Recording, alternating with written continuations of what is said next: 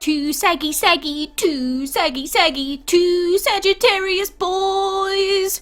Hello guys, we are here. We've already hatched a Sagittarius dragon before, but as you can see, we've got two more of these bad boys sitting in our hatchery that I really want to add to our island collection.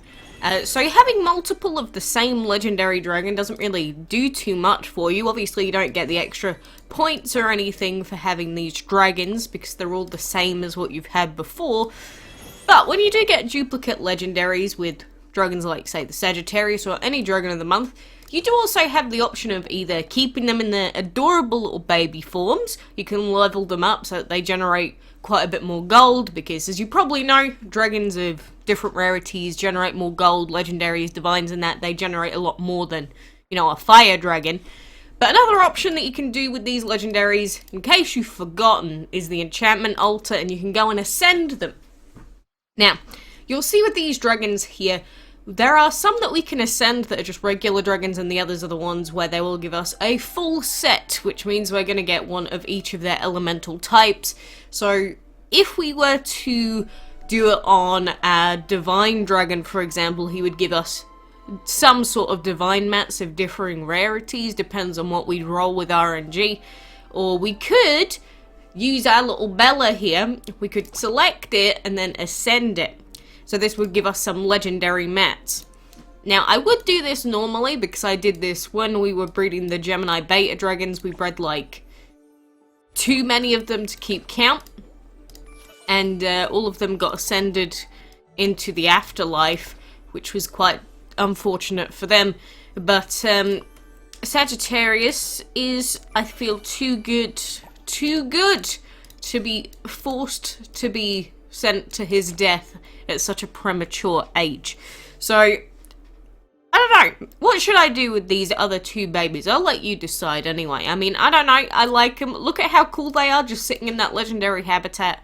Although at the same time, I never have any space. And if we look in our Dragon Vault, it's just full of legendary dragons now.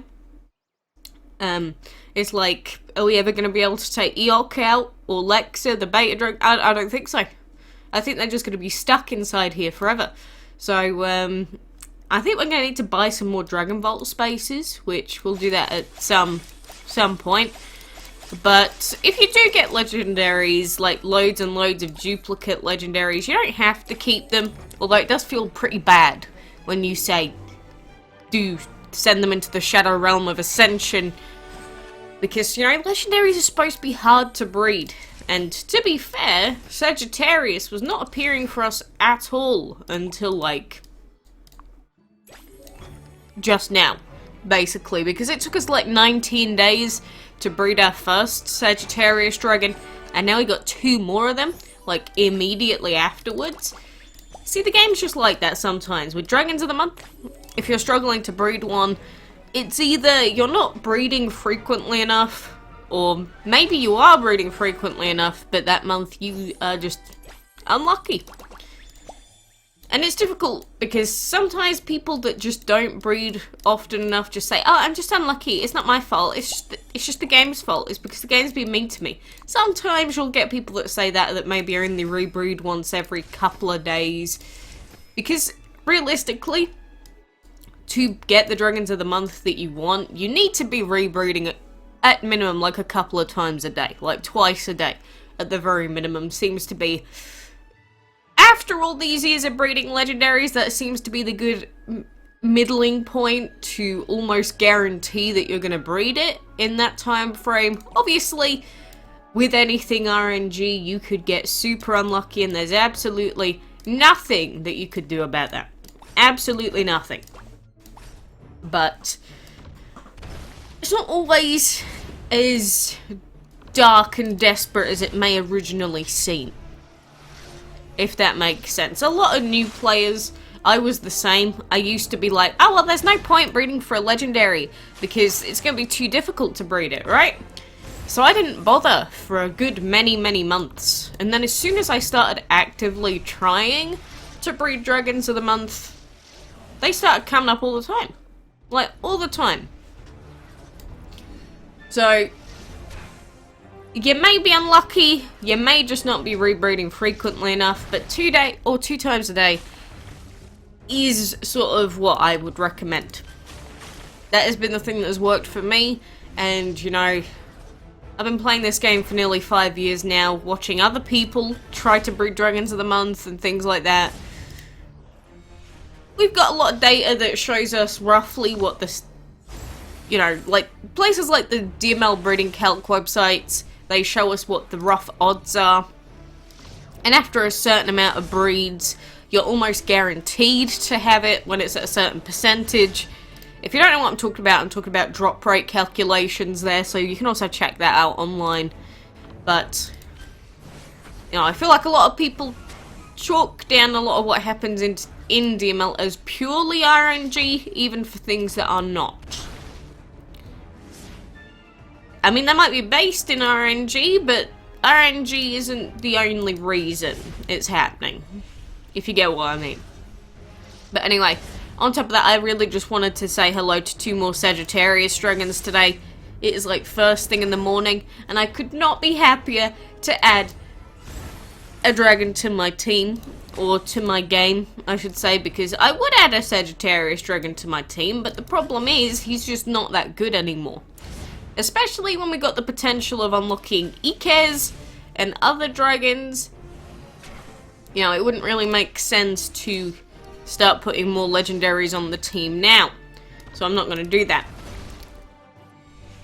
But man, oh man, oh man. I wonder if we're going to use any of the ancients that are coming up.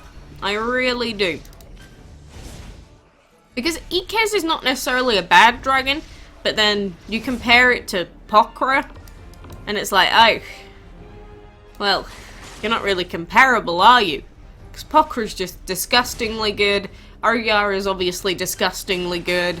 Although, to be fair, Oryar, because he only has fire as his, like, AoE attack, he's not going to be that great against other ancient dragons because they resist fire. So, Oryar's main attacking attack is not going to be good against the other ancients. But just that base damage and base HP makes him too good of a dragon to pass up if you've unlocked him. It is what it is in the realm of all of these exception dragons. And, you know, they've said that every single ancient dragon that gets released is going to be an exception dragon from this point onwards. So, we know that that's going to be the case now. I guess the difference with divines was the fact that some divines were normal, and then they just started making some of them exception divines, and then everyone was like, what's happening? Should we expect this permanently from now on? Why is this one that I like not an exception and it sucks? You know, a lot of stuff like that was happening. I'm glad that now we actually do know what to expect. Because there's nothing worse than, you know, living with a certain mechanic, learning a certain mechanic for years and years and years and how the dragons are made and all this stuff. But then they just change it. But they only change it sometimes, you know? Only sometimes will they change it. That's when it becomes a little bit confusing. So with these new ancients that come out, and I'm also talking about, like, if we get, I don't know, an energy ancient event, because we got the fire event now, we'll probably have a water event, we'll probably have an energy event, we might have a shadow event, that would be disgusting. But we're gonna have all of these ancients coming out the wazoo. And I don't know, I want a really cool water looking ancient. I don't know why, but I just feel like I really want a fishy ancient. Anyone else feel me? You want a fishy ancient? Kind of like the Imperial. Like, obviously he's meant to be a dragon boat, but I imagine him more like a fish, because he's so floppy. Maybe that was the wrong way of describing him, but anyway, that's all that I can really think of, but, you know. For now, we will keep grinding on all of these events, and I'm going to keep trying to breed for more Sagittarius dragons. We've got 2 breeding dens, why not? I've got nothing else to breed currently. Might as well keep grinding for those legendaries. I think if I go over any more Sagittarius dragons, I probably will ascend them, because I just do not have the space anymore. And I'm not paying 90 gems to upgrade my legendary habitats, funnily enough. It's not happening. No thank you.